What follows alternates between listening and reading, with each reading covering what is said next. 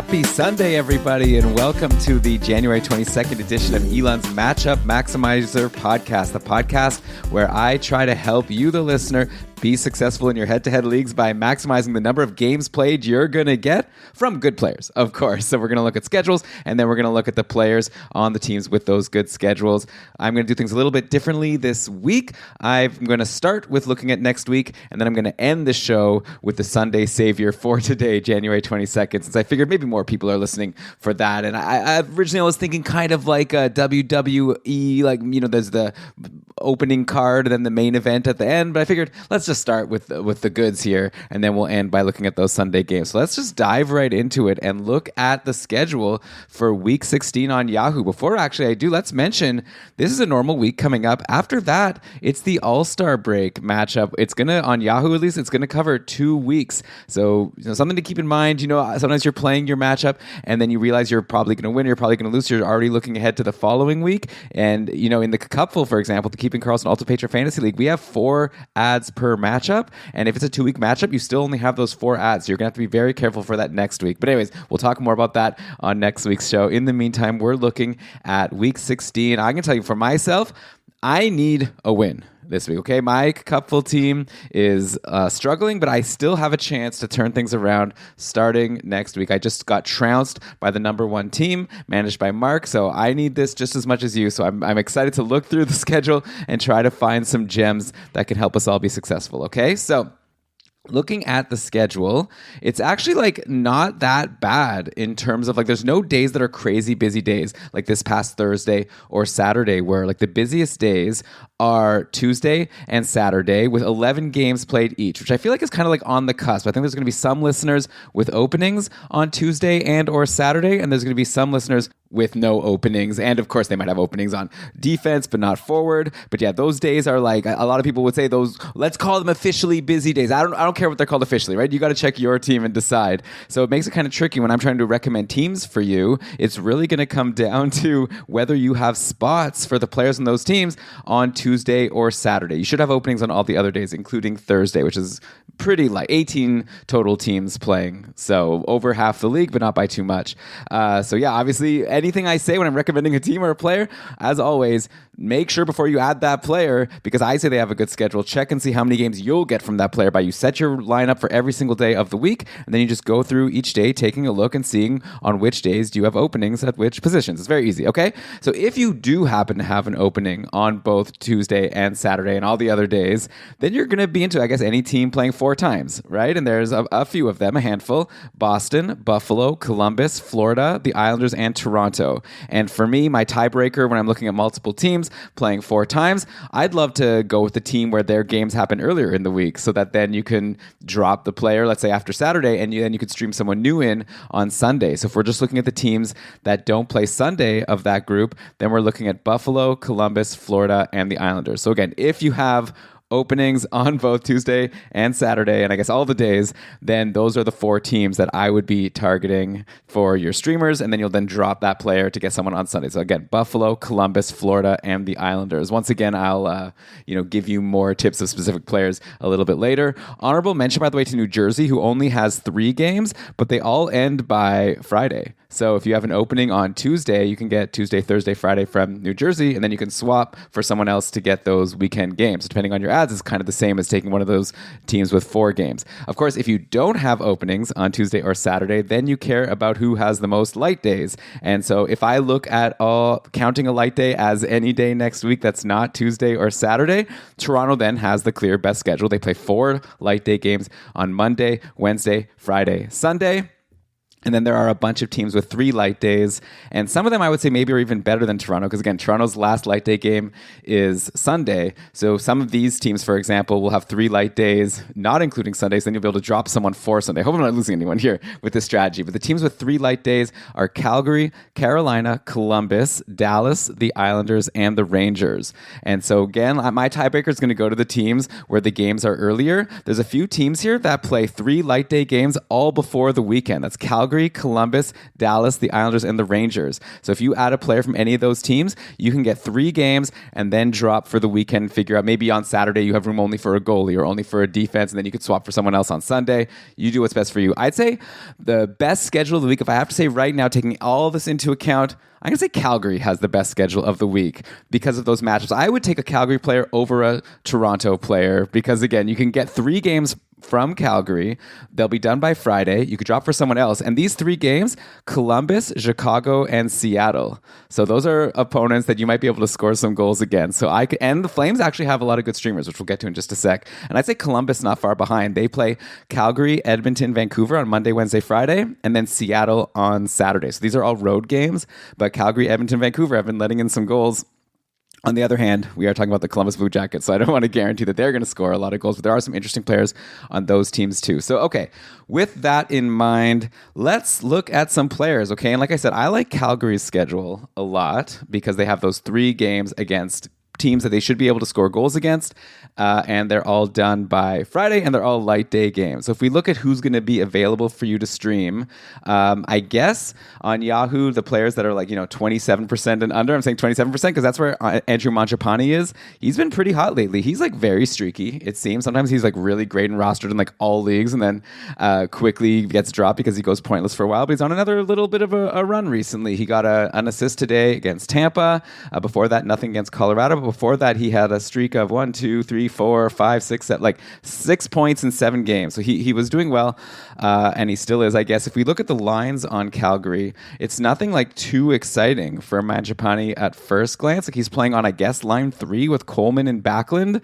But I say I guess line 3 because they had the most minutes in this game against Tampa Bay on Saturday. So it's not as if they're playing third lines. I just consider, the Elias Lindholm and Nazem Kadri centered lines as line 1 and line 2 just because those are the superstars. But yeah, Backlund, Coleman, and Mangiapane all playing a lot. They're also all, well, not Coleman, but Backlund and Mangiapane are also both on the second power play, which gets a little bit of time. And yeah, so Andrew Mangiapane and also Mikael Backlund might be someone that you want to look at as a streamer, maybe even more than Mangiapane, depending on your league settings. Backlund has been taking a ton of shots lately, and he's been producing. He's got 4 points in his last 4 games after his 2 assists today, but he was even on a run before that. And if you look at that game log, you're seeing games of 3 shots, 6 shots, 4, 5. Recently, 2 is the lowest you see. He only had 2 shots versus Tampa Bay, but 2 shots isn't even that bad. So maybe Mikael Backlund I would even stream ahead of Mangiapane if I'm looking for a flame, if my league counts shots. But Mangiapane does seem like the guy who has the higher offensive pedigree. I guess, I just people have told me that Mangiapane is so good for so long. I've never really fully bought in. But yeah, both of these guys are hot. And then if you're looking at just maximizing in terms of line matchups, I guess you got to look at Dylan Dubé, right? Because he's playing on the line with Lindholm and Toffoli. So he's playing with the star players there. He's only rostered in, I guess, by the way, Backlund only in 14% of leagues, Dubé down at 5% of leagues.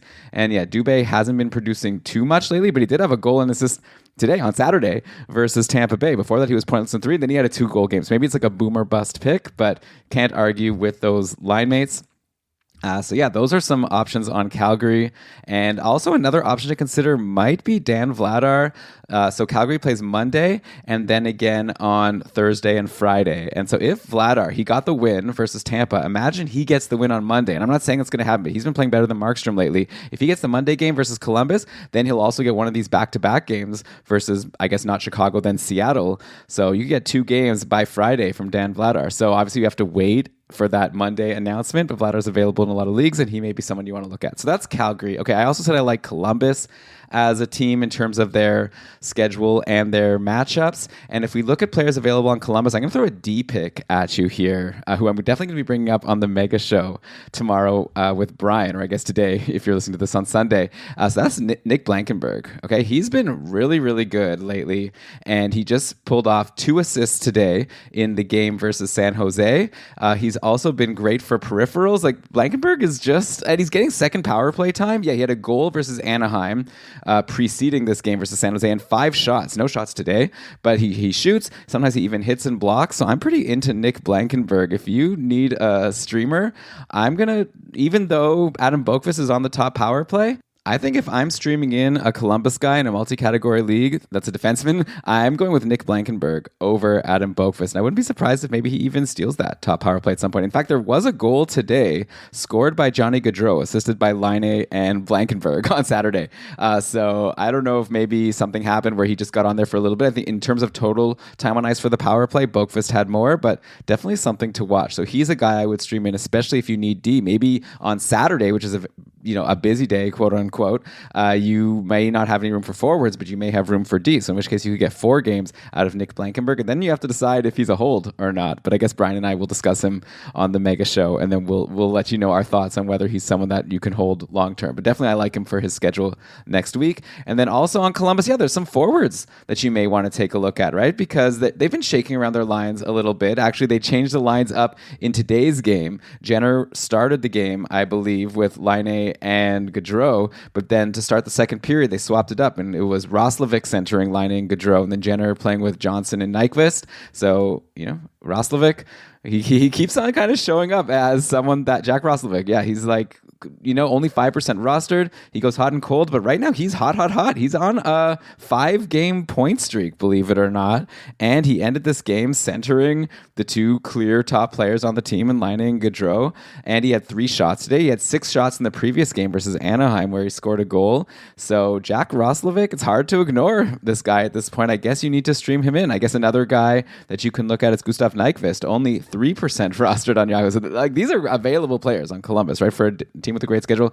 Nyquist, a goal and assist today versus San Jose. He also had a couple other points in the previous 4 games. So I'm looking at 4 points in 4 games overall. He's also taken, I'm talking about Nyquist, 3 and 4 shots in each of the last 4 games, alternating. He's normally not a big shooter, but lately he's been doing well. So actually, to choose between Roslovic and Nyquist, I'm going to be honest. I'm going to just go Nyquist, even though, again, it might be a weird pick because based on deployment, you would think Roslovic, but he's just someone that I have more concern about potentially getting bumped down the lineup. So for 4 games of hoping for good deployment in all of those games, I think I'd lean Nyquist, but I think both of them could be interesting options for you.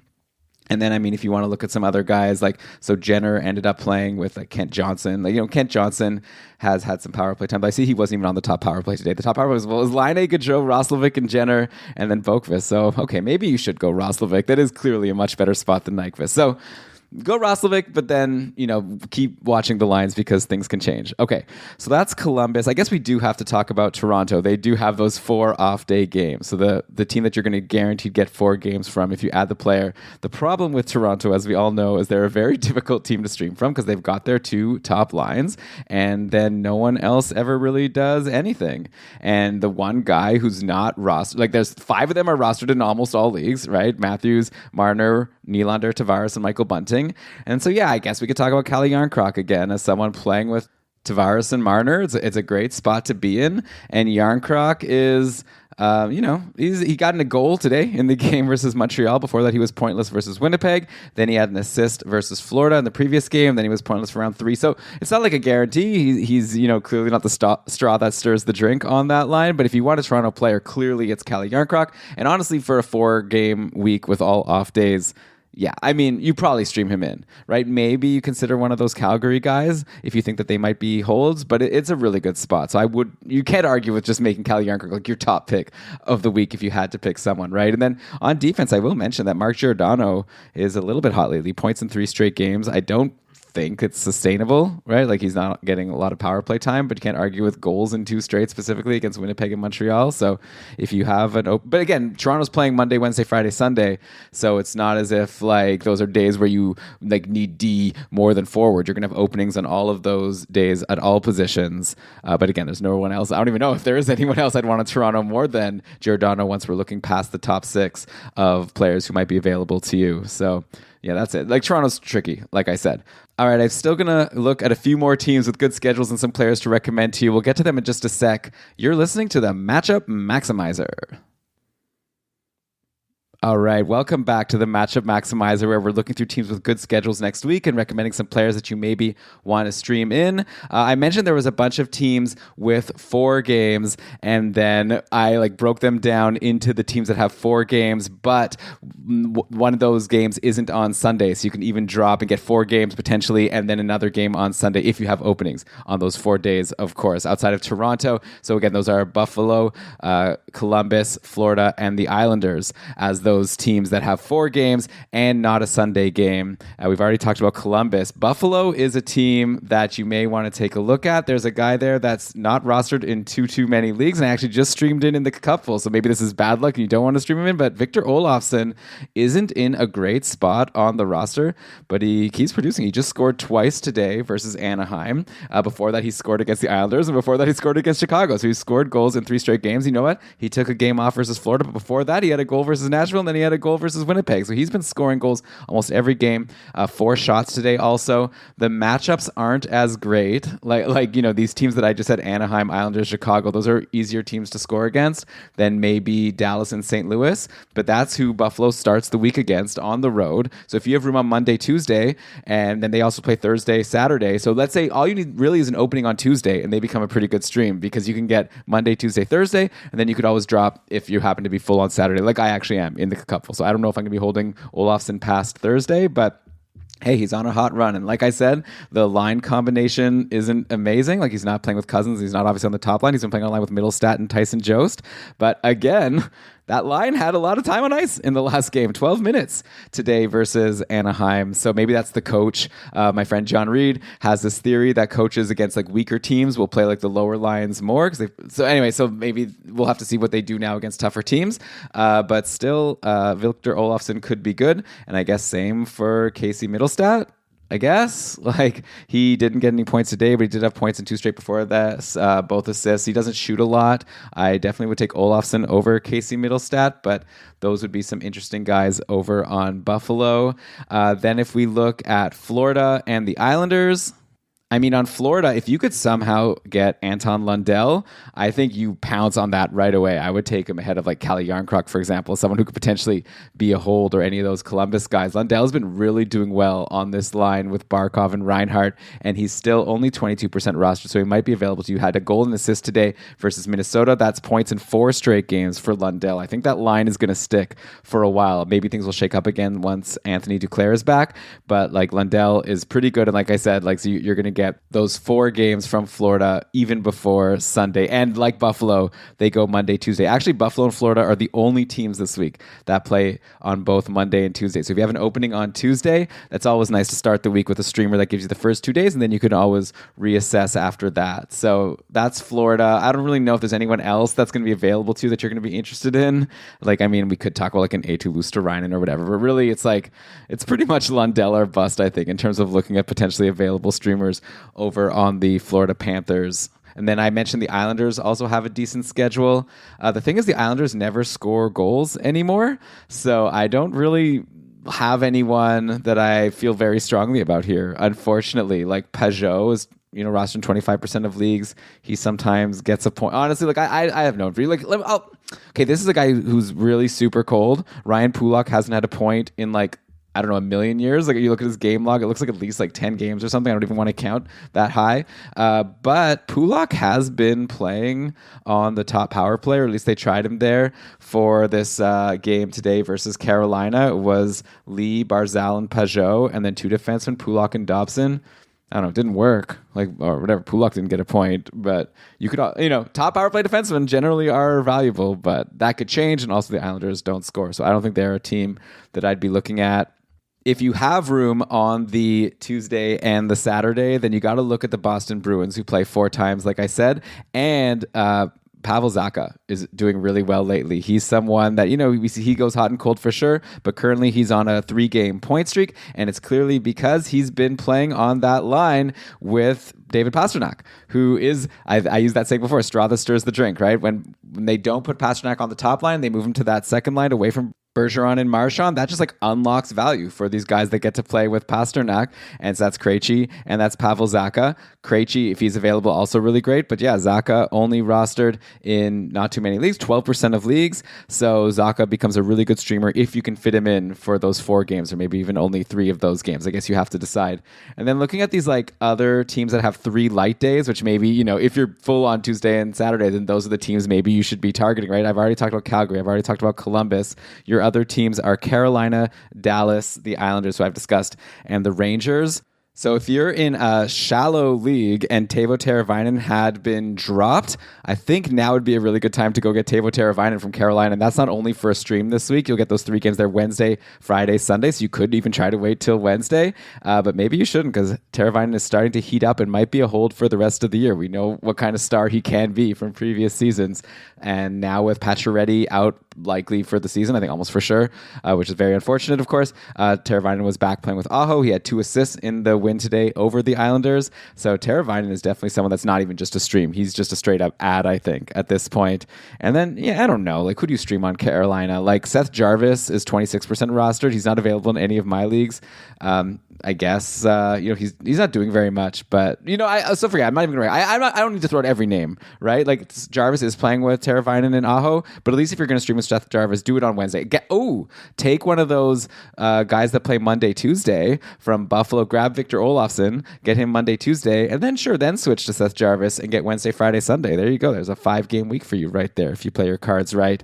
And then, I mentioned Dallas. They never have anyone good to stream, so we can just skip them. And the Rangers, honestly, they also never have anyone really good to stream. Like, what do you want me to do here? Recommend our good friend Barclay Goodrow? Like, I don't know. I guess, Philip Hedl actually has been getting some points lately. He was playing on a line with Gaudreau and Lafreniere. That's the thing, though. His line mates aren't that amazing. But Hedl has had a 2-game point streak that ended today versus Boston. He had a few games with some shots. Nothing great. Okay, so honestly, I wish I just stuck with what I was saying at the beginning and not get too excited about the Rangers. Okay, so I guess, those are all the main teams to look at in terms of great schedules. Just quickly looking at the teams with bad schedules, there's a lot of teams with only 1 light day game. So if you are full on Tuesday and Saturday, then you definitely want to take a close look at whether it's worth holding that player on that light day, because there's a ton of them. Like, I don't even need to list them all, but you could look up and stuff. Like, it's mostly teams playing like Tuesday, Thursday, Saturday, or even a couple teams playing only twice this week. Like Edmonton goes Wednesday, Saturday,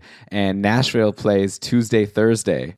So, like with Nashville, you're really only holding on to like Josi, Forsberg, Duchesne, and I feel like everyone else you can drop on this. And probably you want to hold on to UC Saros if you have him, but anyone else, not too much reason to hold. So that's the breakdown of the schedules for next week. And so, I already took a commercial break a little bit earlier. And we only need to do one of those. So I guess we can just dive right into our Sunday Savior now.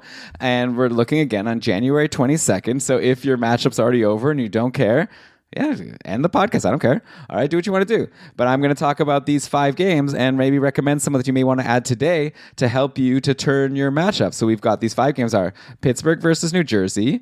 That's an early game, by the way. So if you're listening to this and you want a Pittsburgh or New Jersey guy, you got to jump on it pretty soon. It's 2 p.m. Eastern. And then later games are the Sharks versus the Bruins, the Kings versus the Blackhawks, the Jets versus the Flyers, and then the Golden Knights versus the Coyotes. I guess like when I'm looking at a Sunday Savior, the first thing I'm probably looking at is a goalie, right? Especially in the points like the cupful. That's probably like your highest upside play.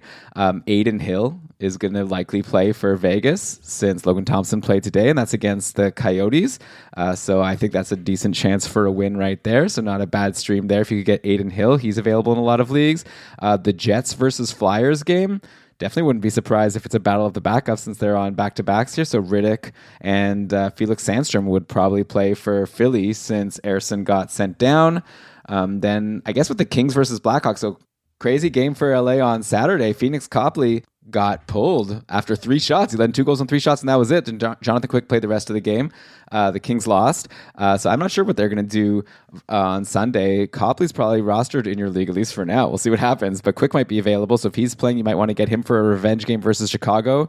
You could also go, when I say revenge game, by the way, I mean like LA just needs to win. Not that LA has any issues with Chicago that I know of. Then Chicago likely will play Petr Mrazek, right? Because Jackson Stover played on Saturday and got a win. Congrats to him. His first ever win. And Yeah, so Mrazek stinks though, so I definitely wouldn't recommend grabbing Petr Mrazek. And I think the Kings are going to come out really strong for this game. I think it's kind of like a must-win game for them because they're on a bit of a losing streak. So those would be some goalies that you can look at. In terms of skaters, all right, let's do this. I mean, Pittsburgh versus New Jersey. Like Pittsburgh, we've talked about them before on previous episodes. There's really no one to stream. Like now that Jeff Petrie is back, Ty Smith is no longer of any value, right? My opponent a couple this week, Marcus, somehow had Marcus Pettersson, who gave him 2 assists in that game versus Ottawa. I don't expect that to happen too often, but maybe if you want to stream in a D, Marcus Pettersson is decent for those peripherals. And hey, he's even shown he could get a point every now and then. And then over on New Jersey, I mean, yeah, they're a team with some decent streamers. Like all below 25% are guys like Palat, Dawson Mercer, Thomas Tatar, Eric Hala, all people who have done well. Even Damon Severson on defense. You could consider Ryan Graves actually have been doing pretty well lately. Just looking at the lines, like I'm going to GameDayTweets.com, the New Jersey power plays on Saturday's practice. That was Hischier, Bratt, Tatar, Hughes, and Hamilton. So Tatar right there on the top power play makes him interesting, right? And then, Tatar's also been generally in the top 6 in the last game versus Seattle. He was on a line with Jack Hughes and Sharon Govich. So if you're playing with Hughes and you're on the top power play, it's probably enough for me to say to grab Thomas Tatar if you can, fit him in. Well, not if you can fit him in. If he's available, he's only rostered in 30% of leagues. He is rostered in all of my leagues, though. So I don't have access to Thomas Tatar. So if you're like me and these rostered percentages are a lie, I guess you can also look at Andre Palat, right? Who's fallen a lot in terms of percent rostered. He's down to 23. But in the last game, he was playing on the line with Hischier and Bratt. So I definitely would want someone playing with either Hischier or Hughes. I guess that also leaves Sharon Govich, who was playing with Tatar and Hughes. So I guess those are some names over from New Jersey to look at. Tatar would be my number 1 pick, then probably Palat, then Sharon Govich of the guys that might be available to you. Dawson Mercer is probably the best player of all these guys, but he's been playing in the bottom 6, so it makes him a lot less interesting. Okay, so next up, we have the Sharks versus the Bruins. My guy Barabanov, I'm kind of like losing interest in him. I used to think that it was like surprising that he was, rostered in so few leagues because he was doing so well, but now he's kind of cold, and yeah, only 1 point in his last 4 games. So maybe I need to get over Barabanov here. He had a bit of a point streak before, but even when he was producing, it was mostly assists and not too many shots. And if it's not Barabanov, then who do we want from San Jose? Like the guy playing with Hurdle and Meyer is someone named Michael Asimont. So that's really great exposure, but it doesn't seem like he does anything with it. He had that 1-2 assist game versus the Devils early in the week, but since then, not much. He had 3 shots today in the loss to Columbus, and he also was getting good power play time. What was this top power play? But I guess it just happened. There was only like 1 power play in the whole game, so I wouldn't read too much into it. Asimont did play a little bit with Couture, Hurdle, and Meyer, but Barabanov did as well. So anyway, I don't know if I'm really going to be recommending any Sharks there. They're playing against the Bruins, who I've already discussed. If you could grab a Pavel Zacha right now, that definitely is good. Or David Krejci, of course. Or I guess I didn't even mention before that the guy on the top line has been Craig Smith playing with Bergeron and Marchand. So that's obviously a really great spot with Jake DeBrusk out. Craig Smith has assists in 2 straight games. So for people who didn't just stop the podcast when I said that you don't need to listen to Sunday Savior, you get a bonus even for your stream next week. If you want to grab a 4 games played Boston guy, Craig Smith, not the worst option, but I would take Krejci and Zacha over him definitely, easily. And also those lines can change at any time. Kings versus Blackhawks. Hard not to be interested in Quinton Byfield right now, playing on the top line with Kopitar and Kempe, and he scored a goal today in the loss to Nashville and took 4 shots. He also had a good amount of power play time. Looks like Byfield was on a power play with Iafallo, Arvidsson, and Deneau, which got a lot of time, and also at some point on a 5-forward power play I'm seeing, Kopitar, Arvidsson, Fiala, Kempe, and Byfield. So yeah, he's someone that for Sunday could be fun, and then if he does well, then, depending on how deep your league is, maybe you're even considering holding Byfield, because you can't argue with someone who's getting a power play time with Kopitar and also top line exposure to Kopitar. So he's someone very interesting. And then you have your typical other guys in LA. Like if you could stream in a Deneau, Iafallo, Arvidsson, flip a coin. Like sometimes they'll get a point, sometimes they won't. Like pretty reliable guys to not go cold for very long. Then they are playing against Chicago. I don't know. You're typical, right? Max Domi's available in a lot of leagues. Athanasiou. Jonathan Taves, by the way, is on a hot streak. I'm going to mention that on the Mega Show. He's got 6 points in his last 5 games. Lucy did. He was pointless today against St. Louis. So I guess Jonathan Taves is someone who could be interesting. So the next game here is the Jets versus the Flyers. Winnipeg shook up their lines recently, and now they've got Wheeler, Scheifele, and Ehlers, as I guess I'd call it the top line, or I don't know. I guess this is, and then you have Dubois, Connor, and Cole Perfetti as the other line. So it's like 6 guys that are probably rostered in all leagues. Maybe not Cole Perfetti, who keeps playing with really great players, and he scored a goal today versus Ottawa. So it was a power play goal, by the way. So, I'm not super into Cole Perfetti. There's other people I've mentioned that are playing today that I'd probably be more into than him. But if you want to stream someone in from Winnipeg, I guess he would be the pick. On the Flyers, who do we want? I mean, I like Morgan Frost, actually, lately. He's been doing really well.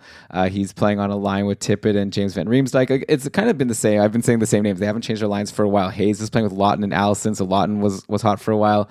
Konechny is obviously the star of the team, so we could get a Farabee or a Noah Cates. So it's really hard to make a pick. I'm just going to say Morgan Frost, just a guess. Okay, he had 5 shots and a goal versus Chicago, nothing versus Detroit today, but he had goals in 2 straight games before that. So just a hunch, but yeah, lots of good Flyers choices. I would take them over like Cole Perfetti, probably like Lawton, Frost and Farabee. I would take all of them over Cole Perfetti. Just a hunch. And then Golden Knights versus the Coyotes. So Vegas is going back to having Michael Amadio in a decent role, I guess, because of Mark Stone's injury. So I guess, does that mean we recommend Michael Amadio for tomorrow? I mean, yeah, I think we do. He's playing with Jack Eichel.